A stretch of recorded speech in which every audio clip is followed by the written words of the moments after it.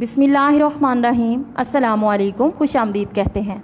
आज हम सफ़ा नंबर 53 पे दी गई सरगर्मियों को हल करेंगे। पहली जो सरगर्मी हमें दी गई है वो है मिलाइए। मिलाइए यानी आपने हरूफ को मिलाकर दी गई खाली जगह में लिखने की मशक करनी है।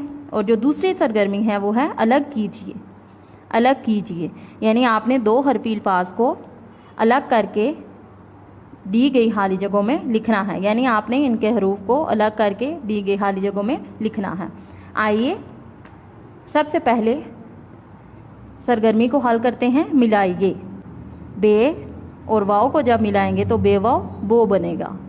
हर्फ बे और वाव को जब मिलाएंगे तो हमारे पास लफ्ज़ बे वाव बो बनेगा। अगला जो हर्फ दिए गए हैं हमें वो हैं जीम और वाव। जीम और वाव को जोड़ेंगे तो जीम वाव जो बनेगा। रे वाव रो। हर्फ तोए और वाव को मिलाएंगे तो तोए वाव तो।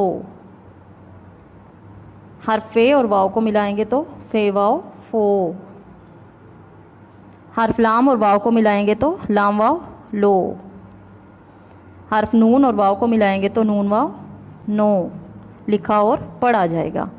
अब हम सरगर्मी नंबर 2 की जानिब बढ़ते हैं, जो कि है अलग कीजिए। अलग कीजिए। इस सरगर्मी में आपको दो हरफी अल्फाज दिखाई दे रहे हैं। आपने इनके हरूफ को अलग करके दी गई खाली जगहों में लिखना है। मिसाल के मुताबिक ते वाव तो को अलग करके लिखा गया, यानी इसमें दो हर्फ ते और वाव इस्तेमाल हुए।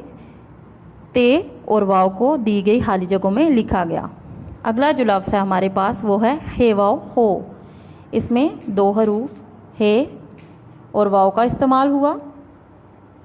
इन हरूफ को अलग अलग दी गई खाली जगहों में लिखेंगे। अगला जो लफ्ज़ है वो है सीन वाव सो। इसमें भी दो हरूफ सीन और वाव इस्तेमाल हुए। अगला जो लफ्ज़ है वो है आइन वाव। इसमें भी दो हरूफ आइन और वाव इस्तेमाल हुए। क्याफ वाव को में हर्फ क्याफ और वाव का इस्तेमाल हुआ। मीम वाव मो में हर्फ मीम और वाव का इस्तेमाल हुआ। और आखिरी जो लफ्ज़ है हमारे पास वो है हे वाव हो। इसमें गोल है और वाव का इस्तेमाल हुआ। आपने भी इसी तरह अपनी किताब के सफ़ा नंबर 53 पे दी गई सरगर्मियों को हल करने और पढ़ने की मशक करनी है।